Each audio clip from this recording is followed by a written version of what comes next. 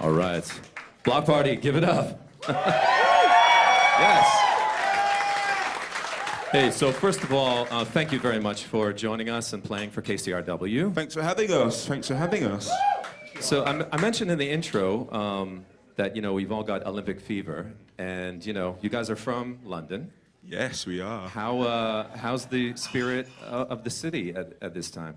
Well, I don't know. I don't know if we're so well qualified to answer that because we left London the day before the Olympics, and we get back the day after they finish. So yeah, we haven't really seen anything. Well, I haven't seen anything. You haven't been watching at all? No, really? I haven't. Because it's too bittersweet when I see the gymnasts and the people running. It's like we should be there, Only kidding. Do you have a favorite sport, if you could imagine yourself competing? Yeah, if I was my favorite sport, if I was going to compete, it would probably be female bodybuilding. That's my favorite sport. That's my favorite sport. Sexy. Is that a sport or is that a lifestyle choice? It's totally a sport. It's totally a sport. So the new album is called Four, and it is your fourth record, yes. Brilliant. How long has it been since Intimacy? I think it's been 4 years. Time really flies, doesn't it? Well, yeah, when you're having fun. No, yeah, it's been 4 years since Intimacy. It came out in 2009. So, and it's... No, when did it come out? It came out in 2008. Yes. Summer. Yeah, it's Yeah. been 4 years. Do you have the sense that the time apart kind of helped you all become a better band, or maybe appreciate? That's an interesting question. Shall we answer honestly, guys? It's yeah. I mean, yeah. I think the time apart definitely. You know how it is when you're living and working with people. It can get a bit intense. I think having a break made us all realise just how much we love each other, really. Which is the diplomatic answer. Was there a defining moment where you were ready to get back? I think we probably all have different answers to that, don't we? Well, I knew towards the end of 2010 that I missed my bandmates, and I wanted to, I was learning, I was touring and I was performing, and I was learning a lot about what I do, and I thought it would be nice to share it with the people that I started playing with in the first place. How did you first kind of begin again? Did you just all get together and so, okay, we're going to set aside some time and start writing again? Yeah, we had this crazy night in Cancun, where the four of us, yeah, I don't know, I can't elaborate on that story. The second song we played, actually, that's what it's about. The three by three. I said, Kelly, no, I don't want to be in the band anymore. And he's like, no, now you're one of us. And then the Hypnol started kicking in. Well, there were a lot of rumors swirling about band members being fired, the band breaking up, and it actually all turned out to be a ruse. Well, kind of. We're not at liberty to talk about that period because we all have our individual lawyers here.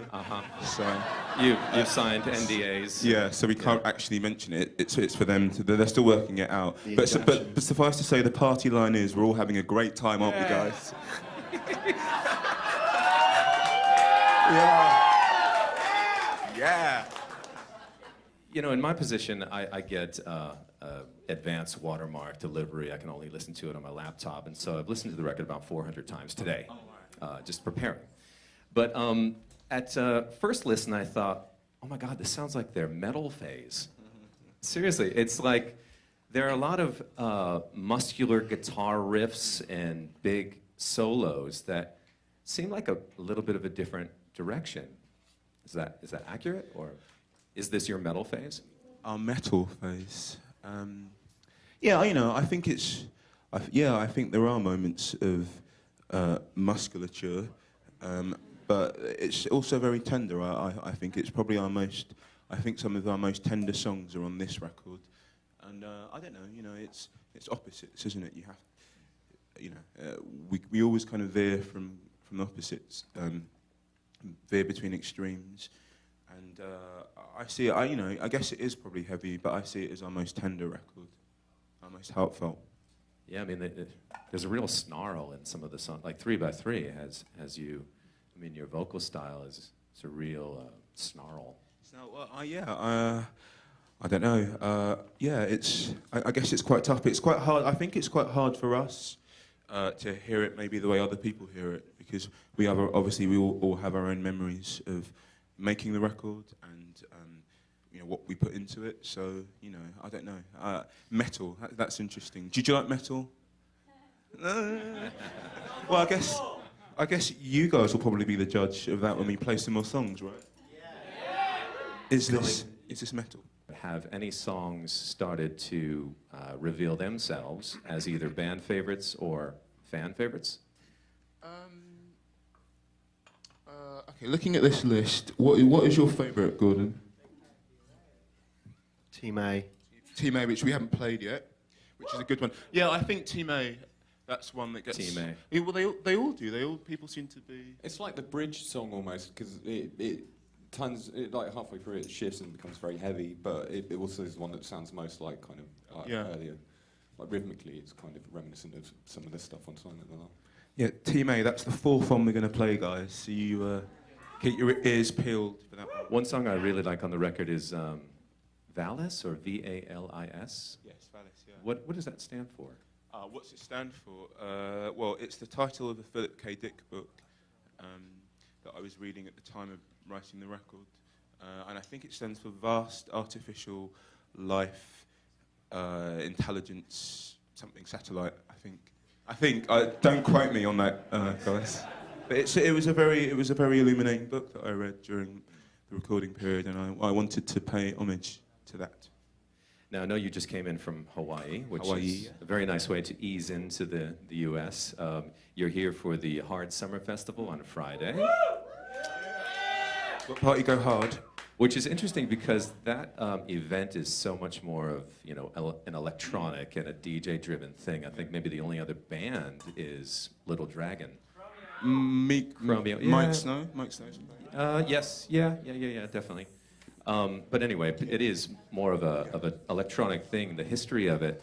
But actually, when I was thinking about it, the first single that I played from you was Tulips, which in the U.S. was on Dimac Records. Yes, it was. Which is Steve Aoki's label, who I invited tonight, but he is on a plane to Asia. Of course. Yeah. It's funny how... Superstar DJ. Superstar DJ now. Good for him. Jumping in the air as we speak. He's probably hitting some of you for cake. Yeah, right, he literally is in midair. These days he gets into an inflatable raft and goes out into the crowd. Have you seen that? No, I haven't seen that. It's one way of getting close to your fans. Yes. It's very Rammstein. He's a good man. But I guess my point is that you've never gone too far from the electronic and the dance culture. It's always been a part of who you are. For sure. So we look forward to that at Hard. Thank you very much. Now, also, you're at Lollapalooza after that, and then on to, what was that festival? Osheaga in Osheaga. Montreal. All right, good. Well, listen, thank you again for coming. Thank you for having us. And let's get into your second set for KCRW. It's Bloc Party. Brilliant.